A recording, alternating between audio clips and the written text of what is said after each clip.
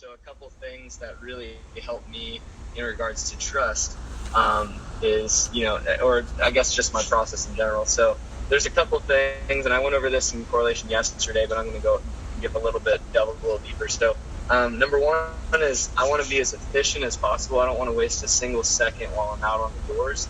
I am so frustrated if I get on the doors, like after I drop off my car group, if I have to hit my first door at 3, I am so frustrated. I want to hit my first door so much sooner than that so I can get the nerves out, because I still get extremely nervous on the doors. But so efficiency. So I avoid my phone completely in turf, and I actually use Street Sheets. It's super old school, but it gets me so focused, and all I can think of is just what's happening in front of me. If you are scared of Street Sheets, I think that the best thing you can do is just turn every single notification off on your phone. And you can still check stuff if you're going to do that, but just the temptation is not there when a Twitter notification pops up on your phone. It's not there. And so you don't know that somebody liked your status or whatever it might be. And so it prevents you from accidentally clicking it. And so on. So I don't want any of those things to show up on my phone at all, so they're all turned off. I can check later, or when I'm in the house. Another thing is we're running out of time, guys. So we need to be knocking as late and as early as possible. That's why I have that urgency to get out as fast as possible. But I'm knocking past 10. I'm getting the whole team hyped on knocking past 10. And we actually had some of our best days when we started talking about knocking super late. And just by me going out and attacking late night sales, the team got more excited for obvious reasons, and it's way more fun to be on a team that's excited. So, and then efficiency again. I learned this from Tim, so you guys know it's good. So I'm getting warm leads from my sales, and that's basically people saying, who do you know, and they're just pointing people out, and I just mark those on my street sheet. And then hot leads, where my customers text other people that I go to, and then referrals, which is where random people are calling me, and that's from Nextdoor and social media. And then the last thing, for efficiency's sake, keeping the sales short. And really, it's not as hard as it sounds. My sales used to be like 2 hours long because I was scared I'd lose the deal.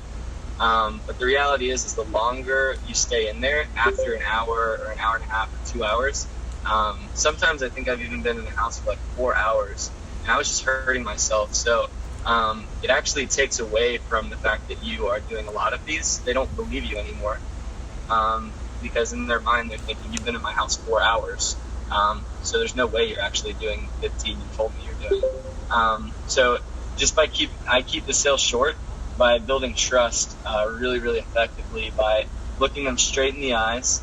My favorite question, personally, is when they say, is this a contract? Is there a monitoring fee? Do I have to pay for this? Just anything along those lines, because those are the only real objections that they could possibly have. I love when they say it. I just look them straight in the eyes and I say, of course, obviously. And in that second, I've built so much trust that if they're still listening to me, they're more than likely going to buy it from me. Just because I was straight up with them and I was bold and I wasn't scared. And so for me, that's the key, is building as much trust as possible.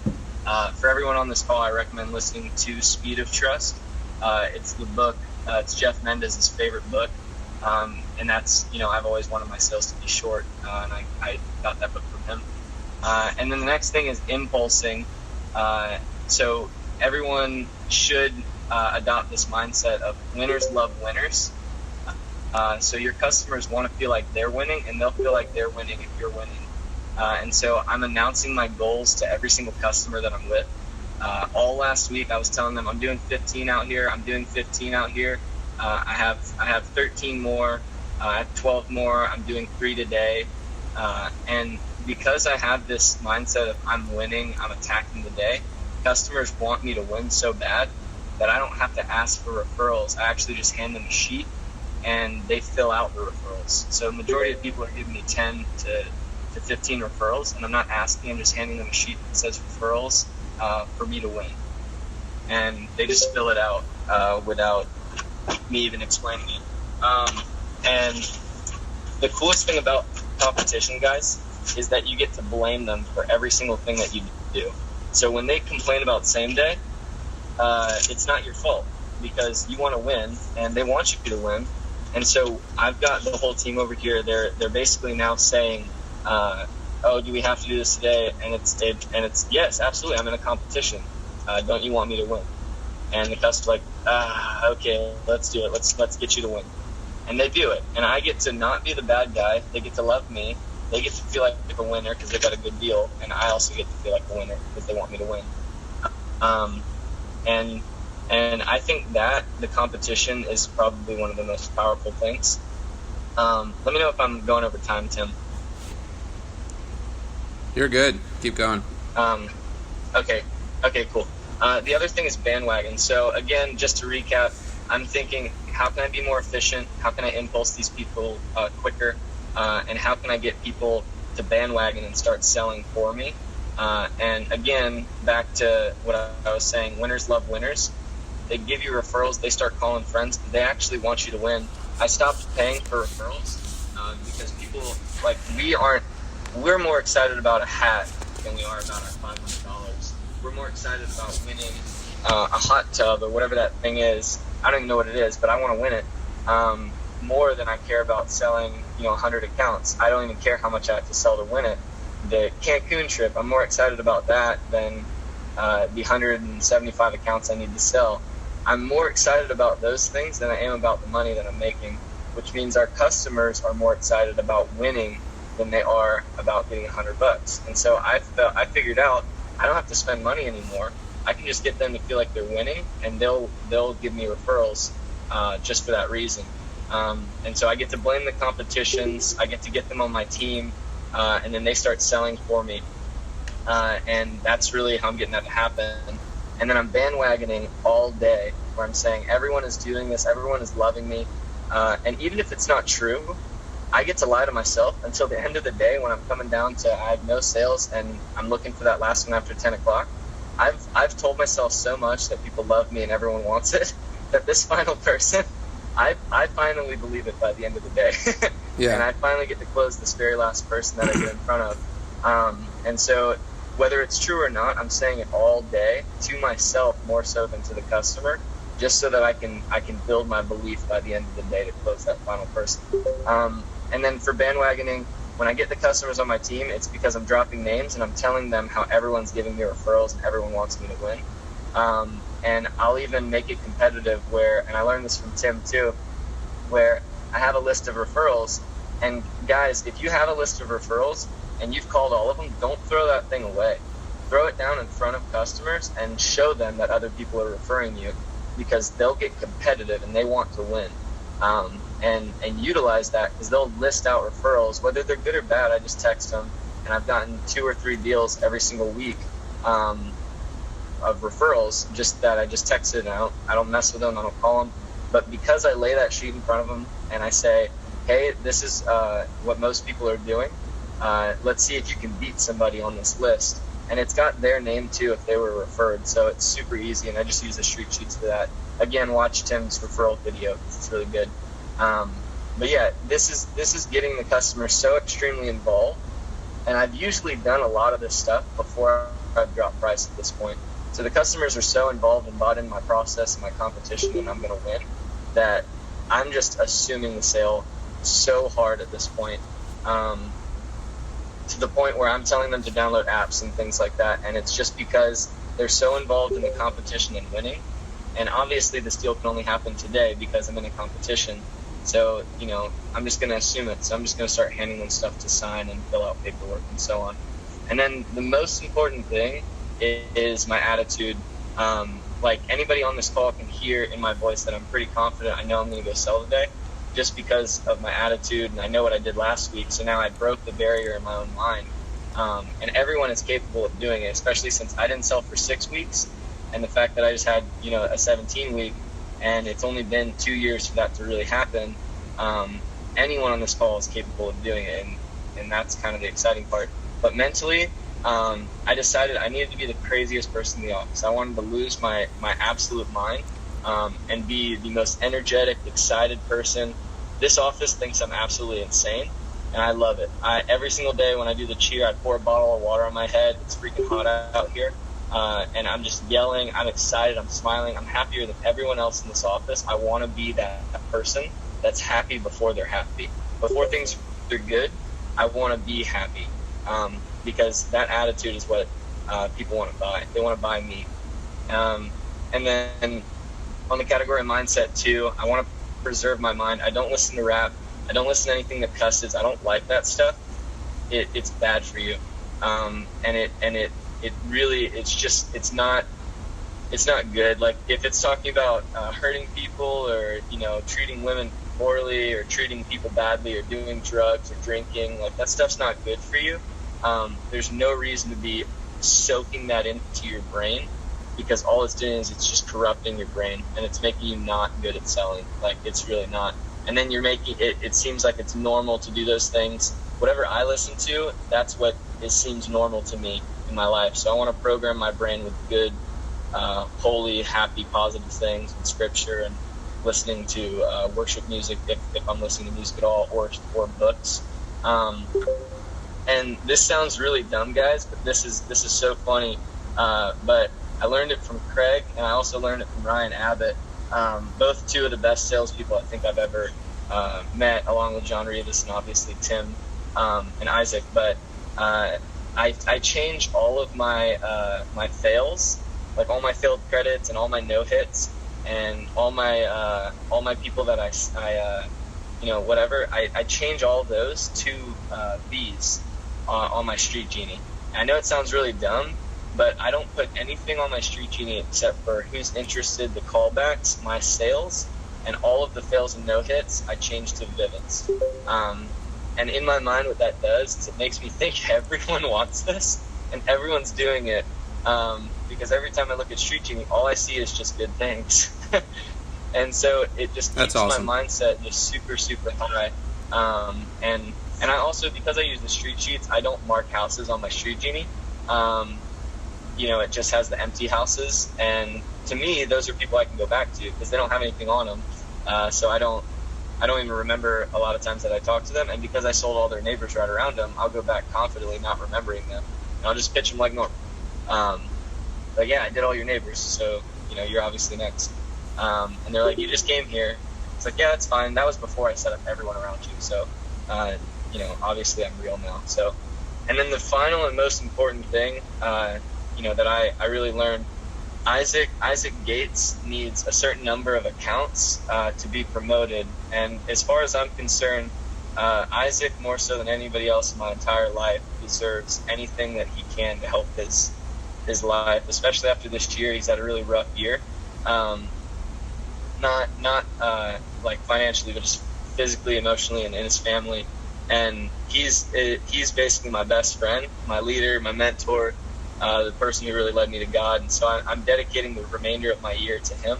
And so I just advise everyone on this team to just dedicate the rest of their summer to somebody, and not do it for yourself, do it for someone else.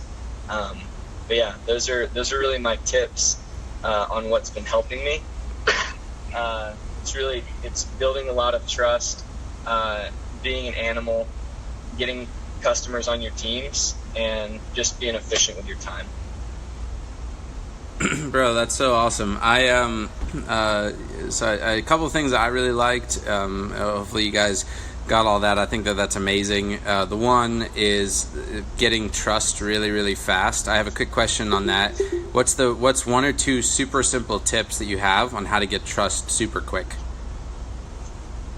Yeah, one of my favorites is this is going to sound crazy, but when I shadowed Doug Cartwright, I watched him sell, and I don't think there was a single moment where he looked away from the customer.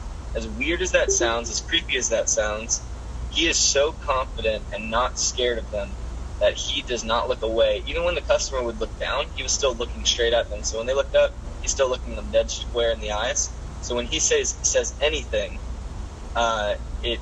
there's so much trust there that the sales can be short. The more trust that we can build, the shorter the sale can be. So that's one, is look them straight in the eyes especially if you say anything financial. Sure. If you say anything that involves their money, look them square in the eyes, and do not look away at all. Do not cower in fear. We have the best deal, and that is one of the most powerful things I think I learned from Doug Cartwright. Another thing to build trust is I save all of my call cards that I've filled out, and obviously the referral lists. And so when I sit down in front of the customer, I throw them all right in front of the customer, and I've got like 20 of them, and they're all written in other customers' handwriting, and it's not my handwriting. And so I used to make referral lists, but what I learned is really a referral list is supposed to be, or a reference list is supposed to be all of your customers, right? But I could write these reference lists, but instead my customers wrote them. These are in my customers' handwriting, and they all filled them out. And it says credit check on there, so everyone's wanting to qualify for this. And so those build a ton of trust. So eye contact and the previously filled out call cards. That's sick, dude. And then at what point in the process are you bringing up the fact that you're in a competition? Are you doing that even in your door approach, or is that coming out in the house at a point in the sale? 100%. So what I learned when I started bringing up the competition, that builds a ton of trust too. So it's actually sick because the customers know that we're getting something. So I personally, I don't like to say I'm not selling anything. Sure. I actually love looking them in the eyes and saying I am selling. I'm here to bribe you because I'm in a competition that I'm gonna win, and then I high five them. And I love high-fiving them because it's so much energy and just brings it to it's just fun for me, honestly, for me to have a good time. But when I tell them that I'm getting something in return, they love it because they know I'm being straight up with them. Like, hey, I'm here, I'm in a competition, I want to win. And especially when it's late at night, I get to blame the competition. Sure. Again, so it's I'm in a competition, I'm going to win. I'm sorry it's late, but I'm really not sorry at all because I'm going to win this thing. You get a sick deal in return because I want to win. I'm willing to do what it takes to win you over because I want to win this thing. I think that's so cool, Jay. So just so you guys know, Johnny Caruso got on our manager call 2 or 3 weeks ago and pretty much said the same thing after his 21 week and then his 17 week, that he's been talking about the competition. For him, it was a competition versus Brian Rabbit. Obviously right now we have the Premier League. A lot of the guys down in Houston are now, because of what Jay's doing, are talking about like, we're trying to win a trip to Dubai, help us go to Dubai. I know that Dan Koom even closed a deal with a guy that had a relative at Vivint, but they went with Dan because Dan's like, dude, I'm going to give you the best deal possible. I heard it. He called, and it was live, and he called me, and then he knocked the door, so I got to listen to his pitch. And the guy at first was like, no, man, I'm good. And then he's like, can I just be up front with you? And the guy's like, sure. He's like, listen, I'm in a competition. We can win a trip to Dubai. This will totally, it's a dream trip for me, and we're going to win it, and I'm willing to do whatever it takes to earn your business. The guy's like, okay, cool, come back. So then he comes back the next day, and at the closing table again, he used it. And so now it's Johnny Caruso, Dan Koom, pretty much the whole Houston South team, which exploded last week, and then now our top rep for the week, you, are all using this competition thing in your pitch and in the process. And I think that's so money. And the reason I think it works is a person is way more willing to help you, a human being that they like, that's in front of them, than a giant corporation. So this whole pitch that's like, hey, we're giving you a good deal because Vivint's advertising, I think moving away from that for sure is a good thing. 2 years ago, I switched to, hey, I hook you up, you hook me up, right? They're not advertising for Vivint, they're helping me, right? They're giving me referrals. I want to post on social media. But now the competitions give it a face. Like, hey, we're in a competition, we're trying to beat this other team. Whatever your team is that you're up against, hey, I'm on the A team, show it on your phone. Like literally pull it up and say, look, I'm on the A team, or I'm on the B team, or I'm on the C team, and we're up against Baton Rouge today, and we're willing to do whatever it takes to earn your business today. But it also, it's very upfront. It shows them that you're getting something like you just said, and then it also gives them a reason to want to help you, but it also helps them to believe that they're getting a crazy good deal simply because of the fact that they're, you're willing to give them a good deal in order to win the competition. And so it actually helps with them believing that there's a better deal now, and that's the reason to talk to you. And then my last thing, I just want to finish with this, and then we'll kind of wrap up this call. Thank you guys for your time and staying on. We had the best attendance so far this year. So, and then I got one more tip for you guys afterwards. Talk about, just dedicating, selling for someone else. I think that's really cool. So just talk about that for just a second, and we'll finish with that. Yeah, for sure. Well, I mean, I always dedicated my year to other people. It's very easy for me to do. Because my rookie year, I had so many bad things happen before that year. And if you guys know me, a lot of people know my story, or at least a brief version of it. That my dad, I didn't really get to know him very well, but he came into my life towards kind of the latter half of it, or the latest portion, and I got to know him for about 2 years. And he was very, very sick, and he was kind of my first mentor in every aspect of my life. And for those 2 years, he was dying from cancer. He basically tried to teach me everything he knew. And the one last thing that he said right before I watched him pass away, he said, he basically said, don't be a quitter. And so my rookie year, when I was not selling, people always ask me, like, how did you go 6 weeks without a single sale? And I just look at him like, I didn't really have an option. My dad told me not to be a quitter. So, I wasn't allowed to. So I had to do it for him. But one way that I do it is every morning I wake up, I write down all the things that I'm really, really grateful for, and it involves all the people that I love. And I write down all the things that I can do for them, and all the ways that I can help. And I'm just so grateful for Isaac in so many different ways. Like, without Isaac, I don't know, a lot of people wouldn't be on this call, to be honest, which is crazy to think about, but they really wouldn't. And then even the fact that Isaac technically recruited Tim, which is kind of nuts. So it's really, really easy to just think of the people that you love and imagine that they're behind you. And every time you sit down, that they look at you and they say, why would you quit? And some people actually on this call actually have kids. And so for me, if I were to have a kid, I would imagine my kid walking behind me every single day, just either hungry or needing something, and me being able to look behind them and say, hey, I'm not going to quit on you.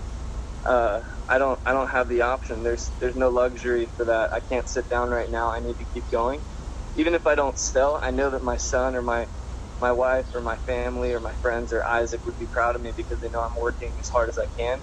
And at the end of the day, that makes me the best man that I can be. And so I just think of them behind me, and I imagine that they're behind me, and they're about to ask me, why would you quit? So that's awesome, dude. I do that. And even just behind you, cheering you on, like behind you, like saying you can do it. I believe in you, bro. Like when you're out in turf, I've done that before on my worst days, where I close my eyes for a second and I remember that there's a lot of people that, are, because I've pushed and didn't quit, that a lot of their lives have changed. And I just imagine that, they're clapping for me, and I'm like, all right, I can keep going, take encouragement. I think, guys, I'll finish with that. I think that that's an awesome way to finish your day, is pick someone you want to dedicate having a better half, your second half, to honor them. And just make up your mind, like, you're going to have a better second half of the summer to honor this person, your mom, your dad, your manager, your best friend, your wife, your kids, God, whatever it is. But pick someone that you're going to dedicate, and feel free to text me who you want to dedicate your summer to. And I think that's a beautiful, beautiful thing, to tap into another level of motivation. You'll always actually have more motivation to help others. You're designed by God to help people and to live your life not selfishly, but for others. And if you can find someone to honor with your work the second half, it's going to push you when you're tired. It's going to push you when you have a bad day, and it's going to push you when you have a good day to have a better day, And I think that's awesome. So last thing, guys, July 4th tomorrow. Make sure. Yeah, go ahead, Jay. Sorry, just one last thing on that subject. So on the subject of motivation, I know that the fear of loss is 2 times as powerful as the desire for gain. So I think that it's even more powerful to imagine I'm extremely scared that one of my loved ones would get sick, and then I wouldn't have the money to pay for it. And so I'm scared of losing somebody in my family. But on the other side of it, I know that with all the money, I can take my family wherever they want to go. And so I use both of those categories to motivate myself. Super scared. I want to be scared. Like, being scared is actually a good thing. It's a motivator. So I'm actually thinking of that if I don't work. But if I do work, I'm thinking of what I'm going to get. And so if you can tap into both those, I think it's a lot more powerful. So Yeah. That's awesome, dude. Dedicate your work to somebody else. It taps into a tank that you never have for yourself. But guys, July 4th tomorrow, it's a big day. Make sure you get to bed. It's like you want to work your hardest today. A good day today actually leads to a big day tomorrow. Anytime that I had a big day on July 4th, it was because I had a big day the day before. So don't get into a habit of like, oh, I need to like get off the doors early to have rest for tomorrow. That's a really stupid thing to do. You're actually getting a late sale. You'll have enough strength for tomorrow, no problem at all. Just get a good night's sleep, eat a good breakfast, and get on the doors, and then break up your day into time blocks. But a good Tuesday is going to lead to an amazing Wednesday, and so push hard today. That's actually my encouragement, is give today your absolute best, and then the tomorrow will be great. We got some sick incentives that your managers will be showing you guys, the dartboard as well as the gaming kit, and then there's the blow up hot tub if you do 3 ICs. So it's a crazy awesome setup for tomorrow. Plus Neil has the incentives for the entire week, which your managers may have already shown you, but they'll be on the podcast today. That'll be out tomorrow. But expect a big week, guys, and keep training, keep helping people around you. I'm going to pray for you guys, and I'll let you go. Lord, I thank you for everyone on this call. Thank you for a fresh boost of strength for today, to have an amazing day today, and the best July 4th we've ever had. Let this be our best week. Let us beat what we did last week. Even though we had our best week last week, let us beat it again this week, and then beat it again the next week and the next week. Let July and August be truly supernatural as the rest of the company does whatever they do. The Jedi keep rising, keep getting better, keep getting stronger. I thank you for a fresh start for people's hearts, a reset, to believe they can sell 1 a day, to believe they can sell 2 a day, to believe they can sell 3 a day, believe they can sell 4 a day, 5 a day, whatever it is, Lord. Let there be a crazy, just remove the limitations off their minds starting today, and that they would go for greatness, that they would go for the very best that you have for them, Lord, and supernaturally by your power and your love, that they would have the best July we've ever had as a record in our entire careers, Lord, in the entire history of the Jedi region, and then an even better August, the best August we've ever had in the history of the Jedi region. In Jesus' name, we speak it out now. Amen. Love you guys. Thanks for getting on this call. This call will be Wednesdays, and it's going to be every Wednesday. We'll have guest trainers every week. We had 85 people sign on today, so thank you guys for great attendance, and let's make it even better next week. Love you guys. See ya. Bye. Love you, Tim. Bye. Love you, Tim. You guys are awesome.